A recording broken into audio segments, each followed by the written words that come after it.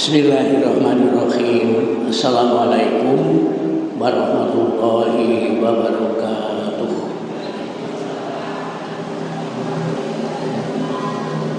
Innal hamdalillah nahmaduhu wa nasta'inuhu wa nastaghfiruh wa na'udzu billahi min shururi anfusina wa min sayyiati a'malina may yahdihillahu fala mudilla lahu wa may yudlil fala hadiya lahu.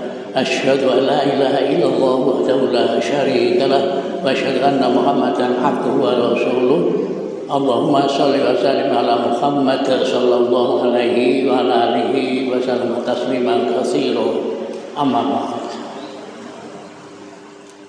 Bapak-bapak, ibu-ibu rahimakumullah, mari kajian malam hari ini kita mulai dengan membaca doa pembukaan majelis taklim bersama-sama. Bismillahirrahmanirrahim. Allahumma inni a'udzubika min ilmin la yanfa wa min qalbin wa la yakhsha wa min nafsin la tasba wa min da'watin la yustajabu laha. Raditu billahi robba wa bil islami dina wa bi Muhammadin nabiyya wa rasula. Rabbi zidni ilma warzuqni fahma. Amin. Bapak-bapak dan ibu-ibu rahimakumullah, malam hari ini akan kami sampaikan tentang afdholul a'mal, amalan yang paling utama.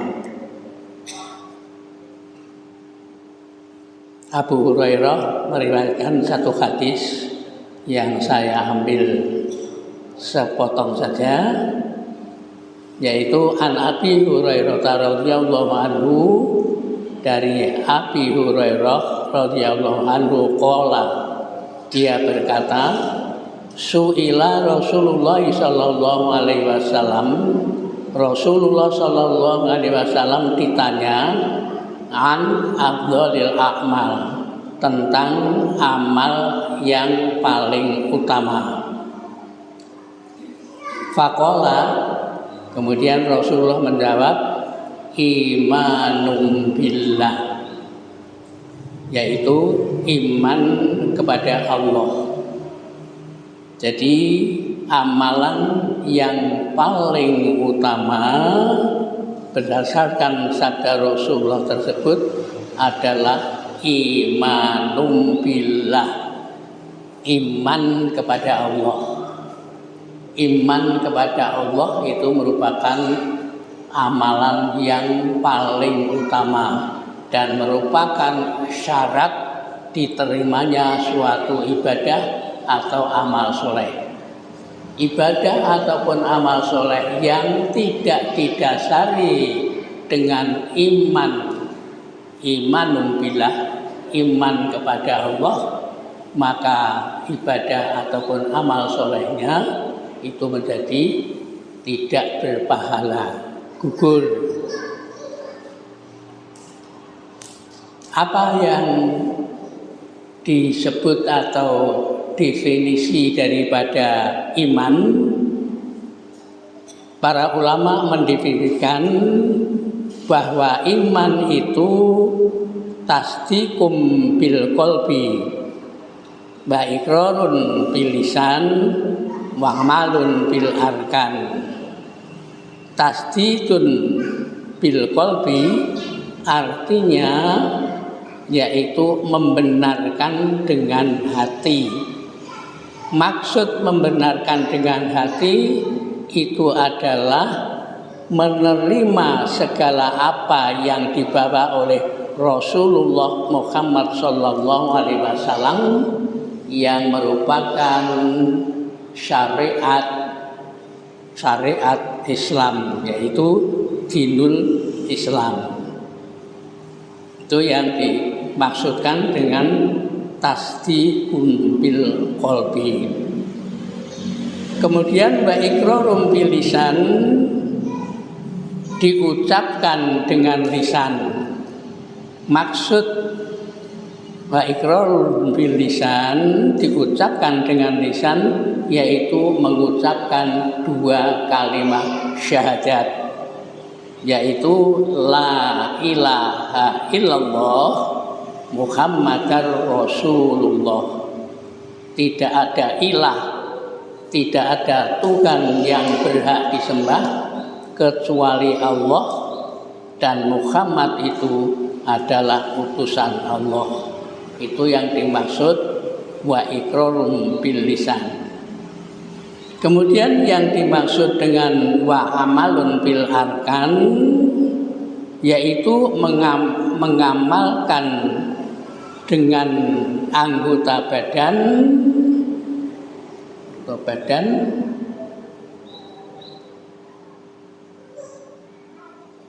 dan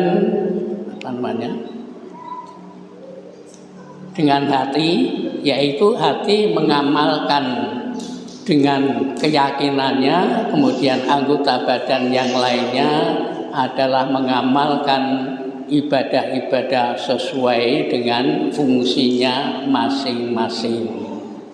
Jadi contohnya, kalau kita sholat, maka hati kita dengan niat mengamalkan imanun billah tadi, dengan niat di dalam hati.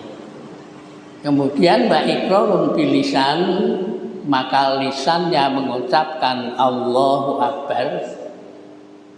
Kemudian wa amalun bil arkan, yaitu dengan mengamalkan, melakukan amalan ibadah sesuai dengan fungsinya. Tangan mengangkat tangan kalau dalam sholat, kemudian kaki menopang berdirinya tubuh, karena sholat itu secara normal harus dilakukan secara berdiri, maka diperintahkan wa aqimis sholat, dirikanlah sholat. Jadi orang yang normal itu sholatnya harus berdiri.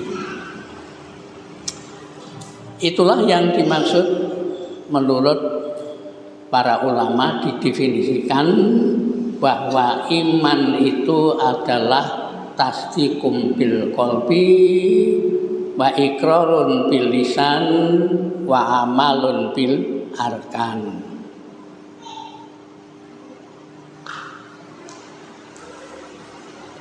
Amalan yang paling penting, yang paling utama itu yaitu beriman kepada Allah. Sekarang siapa Allah yang sebenarnya? Jadi seorang ahli atau orang-orang ahli tauhid mengatakan awwaluddin ma'rifatullah. Awaluddin, pertama-tama kewajiban di dalam agama itu adalah ma'rifatullah, mengenal Allah dulu. Jadi kalau mengenalnya Allah itu keliru, maka ibadahnya kemungkinan juga keliru, yang disembah juga keliru, cara-cara penyembahannya juga keliru. Jadi yang pertama-tama awaluddin itu, pertama-tama kewajiban di dalam agama adalah mengenal Allah. Nah, siapa Allah itu? Allah menerangkan di dalam surat Al-Qasas ayat 30, A'udzu billahi minasyaitonir rajim. Ya Musa, inni anallahu rabbul alamin.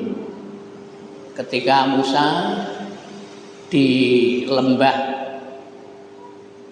di dekat Gunung Tursina, maka Allah memanggil Musa.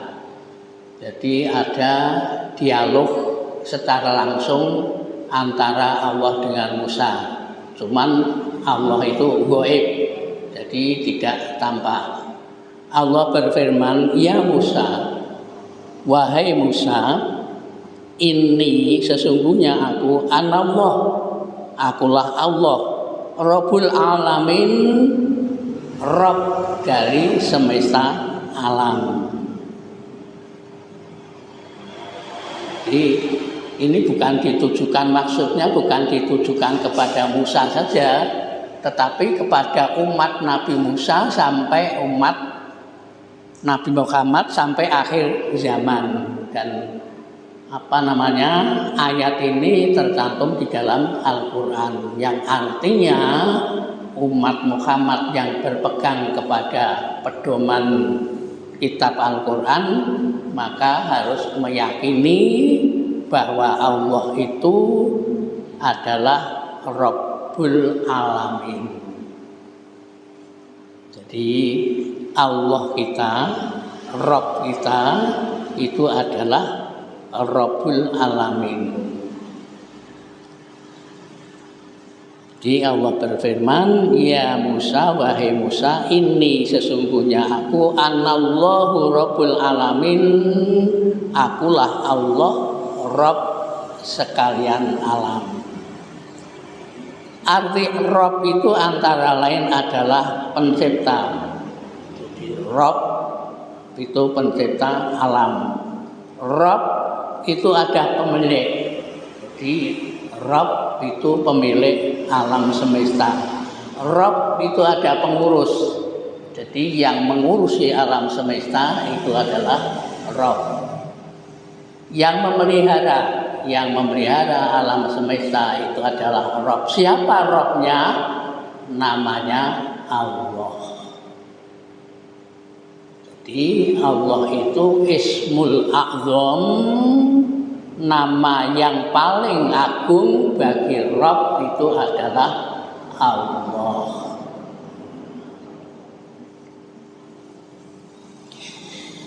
Allah itu adalah pencipta segala sesuatu. Di dalam surat Az-Zumar ayat 62 Allah berfirman, "Allahu khaliqu kulli syai'in." Allahu Allah khaliqu pencipta kulli syai'in segala sesuatu. Jadi segala sesuatu semuanya di alam semesta ini penciptanya adalah Allah. Allah sendiri. Allah tidak perlu minta bantuan kepada siapapun dalam penciptaannya. Menciptakan alam semesta seisinya itu adalah Allah sendiri. Dan Allah kalau menghendaki sesuatu, Allah hanya mengucapkan kun fayakun. Faiza arada syai'an fayaqulu lahu kun fayakun. Kalau Allah menghendaki kepada sesuatu, maka Allah berkata kun fayakun, maka jadilah apa yang dikehendaki oleh Allah tersebut. Jadi Allah menciptakan sesuatu, semuanya itu adalah Allah sendiri.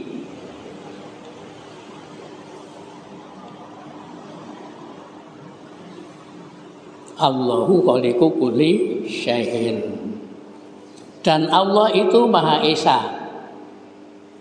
Maha Esa, Maha Tunggal. Sebagaimana dijelaskan di dalam surat Al-Ikhlas, "Qul," katakanlah hai Muhammad, "Allahu ahad."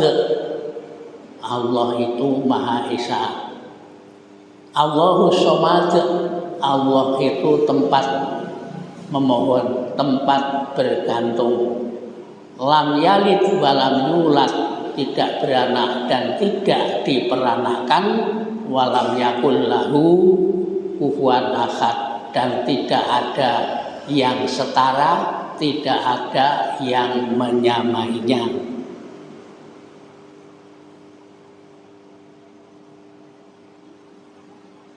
Maka dijelaskan oleh Allah di dalam surat Asy-Syura ayat 11, A'udzu billahi minasyaitonir rajim, laisa kamitslihi syai'un wa huwa sami'um basir.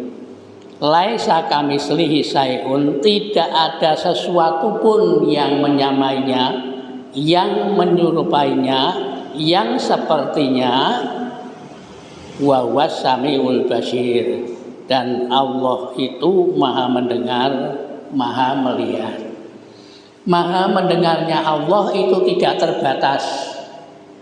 Jadi walaupun suara bisikan di dalam hati, maka Allah mendengar. Jadi tidak terbatas. Seperti kita agak jauh, orang berbicara di alun-alun kita tidak dengar. Tapi Allah pendengarannya tidak terbatas. Bisikan di dalam hati seseorang, maka Allah mendengar. Al-Basir, maha melihat. Melihatnya Allah juga tidak terbatas. Tidak ada semut hitam yang berjalan di malam gelap gulita di atas batu hitam yang tidak terlihat oleh Allah.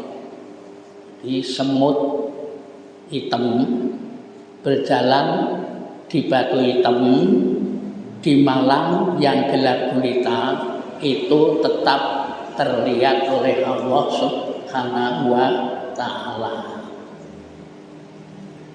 Di suara apa saja dan makhluk apa saja itu terdengar suaranya dan terlihat oleh Allah Subhanahu wa Ta'ala. Dan Allah itu tidak ada yang menyerupai. Laisa kamitslihi syai'un, tidak ada sesuatu pun yang menyerupai Allah. Tidak ada sesuatu pun yang menyamai Allah. Tidak ada sesuatu pun yang setara dengan Allah. Jadi Allah itu tidak ada yang menyamai. Tidak ada makhluk yang seperti Allah. Ya. Jadi Allah itu punya sifat maha, semua maha. Allah maha kuasa, makhluk lemah. Ya. Manusia melahirkan, Allah tidak melahirkan dan tidak dilahirkan. Jadi tidak sama. Manusia beristri, berkeluarga, Allah tidak berkeluarga. Kalau Allah kok dia anak, itu kan padha karo makhluk. Padahal laisa kamitslihi syai'un, tidak ada sesuatu pun yang sama. Ya. Jadi kalau manusia itu lemah, makhluk lemah, Allah maha kuat. Kalau manusia, makhluk itu kecil, Allah maha besar. Allahu Akbar, maha besar. Allah maha agung. Ya. Kalau manusia itu hina, Allah maha tinggi. Tetapi karena Allah itu tidak sama dengan apapun, dengan sesuatu pun, maka kita tidak boleh membayang-bayangkan, menggambarkan zatnya Allah. Jadi membayangkan atau menggambarkan zatnya Allah itu dilarang. Digambarno kaya apa masih keliru. Karena tidak sama. Ya. Maka dikatakan tafakkaru fi khalqillah wala tafakkaru fi dzatillah. Jadi Rasulullah melarang memikirkan zatnya Allah. Ora nyampe pikirannya manusia itu tidak bisa memikirnya zatnya Allah, ora iso, tidak sampai. Kita memikirkan apa yang di dalam diri kita saja tidak ada yang tidak ngerti. Nah, kita itu kan punya roh, punya nyawa. Sampean bisa membayangkan ruwe kaya apa. Banyak yang tidak tahu. Allah membuat manusia itu sarafnya itu berapa jumlahnya. Ngerti jumlahnya sarafnya manusia itu? Tidak ada yang ngerti. Pemerintah kok sarafnya ini rambutnya sampean itu pinter. Ngerti jumlahnya rambutnya itu? Tidak ngerti, apalagi memikirkan zatnya Allah, orangnya enggak. Dan memang tidak boleh. Ya, Rasulullah melarang yang disuruh itu memikirkan saja makhluknya. Ya, tafakkaru fi khalqillah, pikirkanlah terhadap ciptaan Allah. Jadi sebagai bukti bahwa Allah ada, Allah menciptakan alam semesta. Ada langit. Langit itu orang cagake, orang tiba.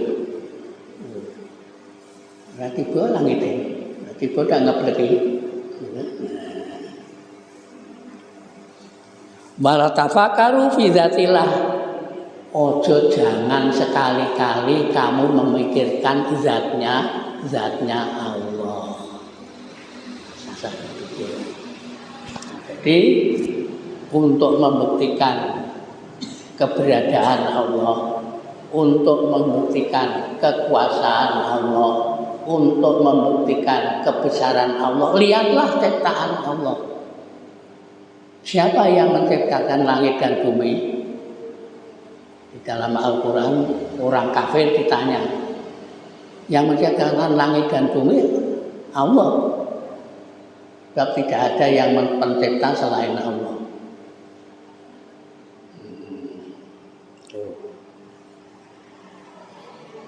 Nah, unsur terpenting di dalam beriman kepada Allah adalah mentauhidkan Allah. Jadi beriman kepada Allah itu unsur yang terpentingnya itu adalah mentauhidkan Allah, mengesahkan Allah. Ada 3 macam tauhid, yaitu yang pertama adalah tauhid rububiyah. Tauhid rububiyah yaitu mengesahkan Allah dalam segala perbuatannya.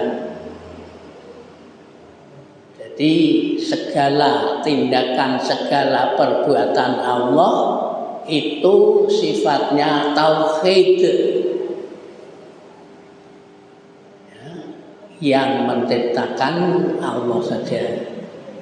Jadi perbuatan apa saja yang diperbuat oleh Allah itu yang dinamakan tauhid rububiyah. Yang menciptakan alam semesta seisinya itu adalah kita yakini yang menciptakan adalah Allah. Kemudian yang kedua adalah tauhid uluhiyah. Tauhid uluhiyah yaitu mengesahkan Allah dalam perbuatan hambanya. Artinya semua perbuatan hamba itu bersandar kepada Allah. Ya. Jadi contohnya yaitu misalnya sholat, taubat, berkorban, itu semua harus bersandar kepada Allah, baik perbuatan hamba yang didorong dengan dorongan gaib maupun perbuatan lahiriah. Perbuatan lahiriah misalnya orang sakit perlu berobat, ya, berobat kepada dokter, tetapi harus bersandar kepada Allah, karena yang bisa menyembuhkan sakit itu adalah Allah, bukan dokter. Ya. Di dokter itu hanya sekedar ikhtiar, tapi yang menyembuhkan adalah Allah. Anta syafi, Allah lah penyembuh. La sifaan, tidak ada kesembuhan illa sifat Allah, kecuali kesembuhan dari Allah. Anta syafi la sifaan illa sifauka, kecuali kesembuhan daripada Allah. Jadi perbuatan hamba walaupun tentang soal yang zahir itu tetap harus bersandar kepada Allah. Kemudian yang ketiga adalah tauhid asma dan sifat,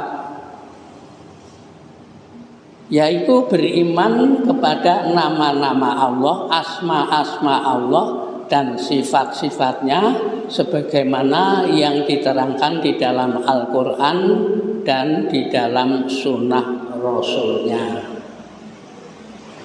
Jadi Allah itu punya 99 asmaul husna.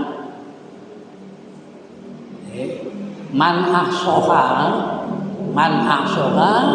dakhalal jannah. Siapa yang hafal kepada asmaul husna yang jumlahnya 99 ditambah 1 ismul a'zam yaitu Allah, maka menjadi 100. Barang siapa hafal yang 100 itu, maka dakhalal jannah, bisa masuk surga. Dihafalno terus dan diamalkan kandungan daripada makna asmaul husna tersebut. Semua asmaul husna itu menjadi sifatnya Allah. Ya. Nek dek kula cilik niku dikandani diulang sifat wajib Gusti Allah itu Allah wajib, sifat wajib. Allah wujud idam bako mukhalafatu. Apa sih isanya? Lil kawadisi. Terus lagi yang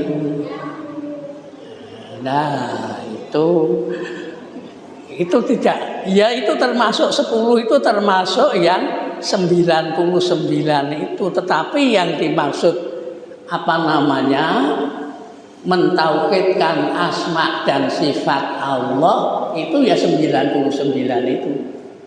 Jadi asma Allah itu 99, sifatnya juga 99. Kalau Allah punya sifat nama Ar-Rahman, maka Allah punya sifat Ar-Rahman.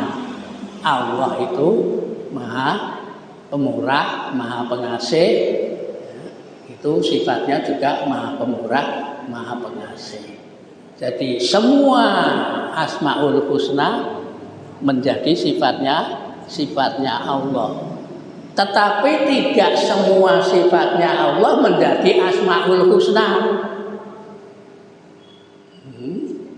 Jadi kalau Asmaul Husna itu semuanya menjadi sifatnya Allah, tetapi tidak semua sifatnya Allah menjadi Asmaul Husna.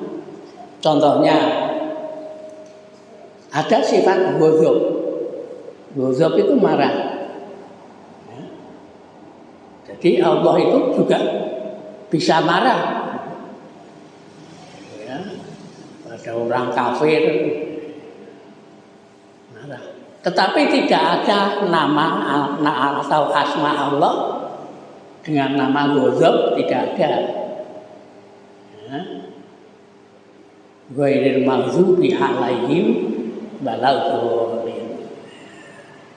Jadi sifat ghadab ada, tapi tidak menjadi asmanya Allah. Tetapi semua asmanya Allah, Asmaul Husna, menjadi sifatnya Allah. Nah, Asmaul Husna dan sifat-sifatnya Allah itu sudah diterangkan di dalam Al-Quran dan di dalam hadis-hadis Rasulullah yang sahih.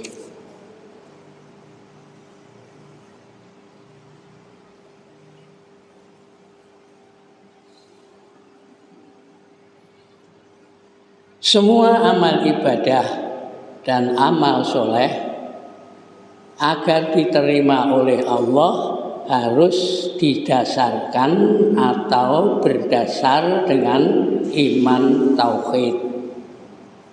Ya, jadi iman tauhid itu menjadi salah satu syarat diterimanya amal ibadah atau amal soleh. Yang kita kenal adalah ikhlas karena Allah. Berarti ikhlas karena Allah, ikhlas karena beriman kepada Allah. Jadi amalan yang tidak ikhlas karena Allah, amal ibadah tidak ikhlas karena Allah, atau karena beriman kepada Allah, maka amalannya tidak diterima. Orang kufur, kafir, kufur iman itu amalannya menjadi gugur, tidak berpahala, tidak berpahala. Oleh karena itu, maka orang yang kufur iman, amal solehnya tidak diterima dan tidak berpahala. Allah berfirman di dalam surat Al-Maidah ayat 5, A'udzu billahi minasyaitonir rajim, wa may yakfur bil imani faqad khabita amaluhu wa huwa fil akhirati minal khasirin. Dan barang siapa kufur iman, faqad khabita, maka sungguh gugur, sungguh binasa amaluhu, amalnya, wa huwa fil akhirati minal khasirin, dan dia di akhirat kelak termasuk orang-orang yang rugi. Maksudnya orang yang akan masuk neraka. Jadi orang kafir itu bisa beramal soleh. Amal soleh itu amal kebaikan. Tetapi karena imannya keliru, tidak diterima. Jadi orang beragama lain banyak yang beramal soleh tapi gak ditompo. Orang Kristen, Katolik banyak beramal soleh, gawe rumah sakit, gawe sekolahan, itu kan amal kebaikan. Tapi karena dia imannya keliru, ya, mengenalnya Allah juga keliru. Kalau orang Kristen kan Trinitas, jadi beriman kepada Tuhan Allah, Tuhan Anak, yang Roh Suci, itu Trinitas. Padahal di dalam Islam Tuhan itu Esa, satu. Nek di anak kan padha karo makhluk. Makhluk mana? Nah, Tuhan itu beda dengan semua makhluk, tidak sama. Nek Tuhan kok mana di anak? Nah, itu namanya makhluk. Tuhan kok dibujuk, ini bukan Tuhan. Laisa kamislihi saeun ora padha Gusti Allah iku. Tidak ada yang sama. Maka tidak usah disamakan. Kalau sama yaitu yang sama itu bukan. Kalau orang menyamakan sesuatu dengan Tuhan itu jenenge syirik. Menyekutukan Allah. Itu namanya syirik.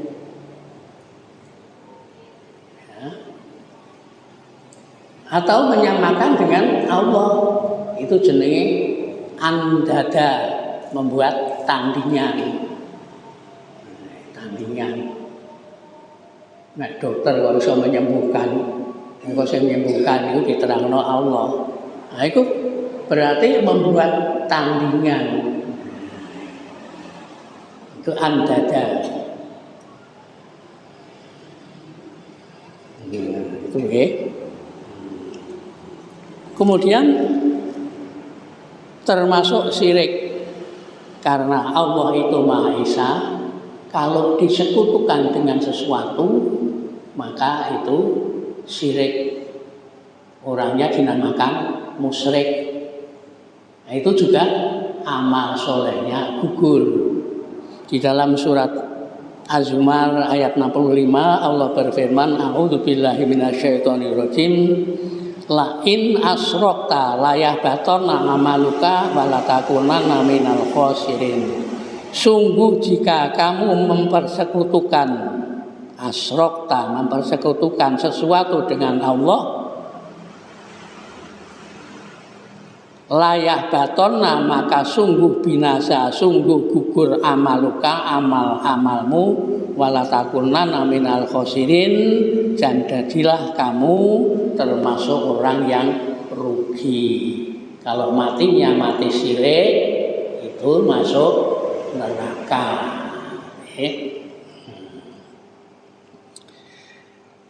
Ciri orang mukmin yang benar-benar iman atau imannya benar itu antara lain disebutkan di dalam surat Al-Anfal ayat 2 sampai 4. A'udzubillahi minasyaitonirrajim. Innamal mu'minuna alladzina idza dzukirallahu wajilat qulubuhum. Innamal mu'minina, sesungguhnya orang-orang mukmin itu ialah orang yang apabila dzukirallahu, disebut asma Allah, wajilat qulubuhum, bergetarlah hatinya. Jadi kalau disebut Allahu Akbar, hatinya bergetar di dalam hatinya. Mengapa hatinya bergetar? Karena cintanya kepada Allah. Jadi cinta kita yang paling tinggi itu hanya untuk Allah. Udah pacaran ae, nek disebut pacare, hatine melu bergetar. Nek disebut Allah ora bergetar, itu ya dipertanyakan imane. Imane ana kurange. Jadi kalau imannya benar itu apabila disebut asma Allah wajilat qulubuhum, dzukirallahu wajilat qulubuhum, disebut Allah maka bergetarlah hatinya. Wa idza tuliyat alaihim, apabila dibacakan kepada mereka ayat-ayat Allah, dibaca Quran, zadathum imanan, maka bertambahlah imannya. Wa ala rabbihim yatawakkalun, dan kepada Tuhan mereka berserah diri, bertawakal. Jadi kalau bertawakal, berserah diri, bersandar, itu hendaknya orang mukmin kepada Allah. Allah lah yang paling kuat, ya, yang maha hidup. Nek bersandar kepada sesama manusia, bersandar yang oleh presiden, mati uripku nderek Bung Karno. Bung Karno mati terus piye? Menanya gone bersandar Jokowi, ya Jokowi selengser.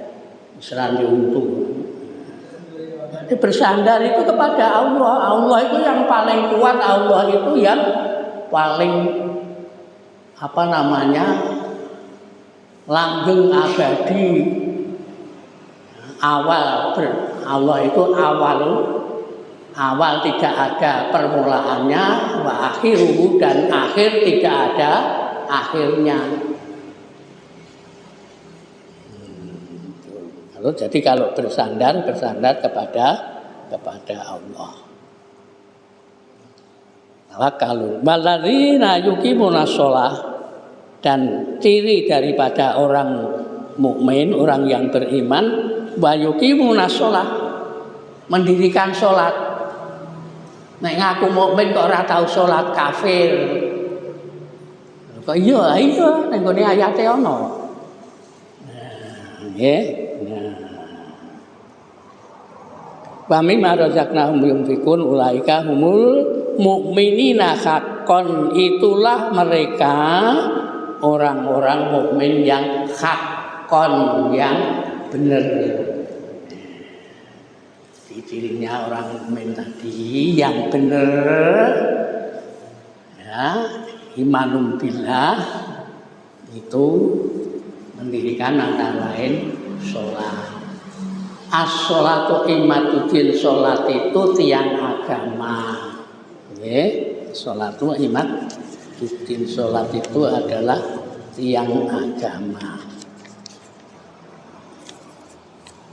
Faman aqamaha faqad aqamatin, barang siapa menegakkan sholat maka sungguh dia telah menegakkan agama. Waman tarakahu faqad hadamatin, dan barang siapa meninggalkan waman tarakaha, dan barang siapa meninggalkan sholat faqad hadamatin, maka dia telah merobohkan agama.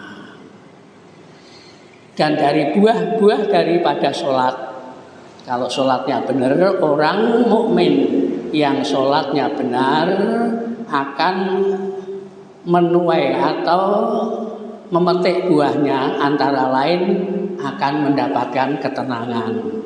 Allah berfirman, wa aqimis sholata li dzikri alla bi dzikrillahi tatmainnul qulub, Ar-Ra'd 28. Dan dirikanlah sholat untuk mengingatku, ingatlah bahwa dengan mengingatku tatmainnul qulub, maka hatinya menjadi tentram. Jadi nek wong sing salate bener niku mesti atine tentrem.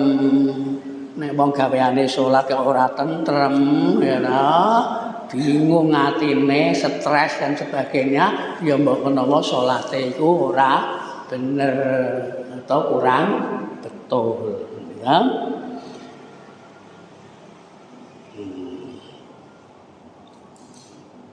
Kemudian sholat itu bisa membuahkan, dapat mencegah dari perbuatan keji dan mungkar. Allah berfirman, wa aqimis sholat, dan dirikanlah sholat, inna sholata tanha 'anil fahsya'i wal munkar, dan sholat itu dapat mencegah daripada perbuatan keji dan mungkar dan jahat. Surat Al-Ankabut 45. Jadi salate ya mempeng, ning kejahatane ya mempeng, gitu. Salate ya sregep, ning judi online judine ya sregep. Iku ya salate mesti ora bener. Nek salate bener, dengan salat itu dia akan terhindar daripada perbuatan keji dan mungkar. Gaweane salat kok korupsi, siku ya salate sedang ora bener. Kemudian orang yang sholat itu kelak, kalau sholatnya betul, maka kelak akan dipanggil oleh malaikat lewat babus sholat. Ya, Rasulullah bersabda, "Faman kana min ahli sholati", barang siapa ada dia itu dari ahli sholat, du'iya, dipanggil mimbabi sholat, dipanggil masuk surga, mimbabi sholat, dari pintu sholat. Jadi sholat niku sae bener benjing enten ing akhirat kula panjenengan badhe dipanggil teng ngene masuk swarga lewat babus salat. Pintune swarga iku ana 8, antara lain adalah babus salat. Iku pintune wong sing salate bener. Babur royan wong sing puasane paling bagus. Babus sedekah nggone mlebu wong sing sedekahe paling apik dan lain-lainnya. Mugi-mugi kita termasuk monggo benjing jamaah mriki, jamaah mriki iso bareng-bareng berjamaah mlebu swarga. Syukur bagi lewat babus salat.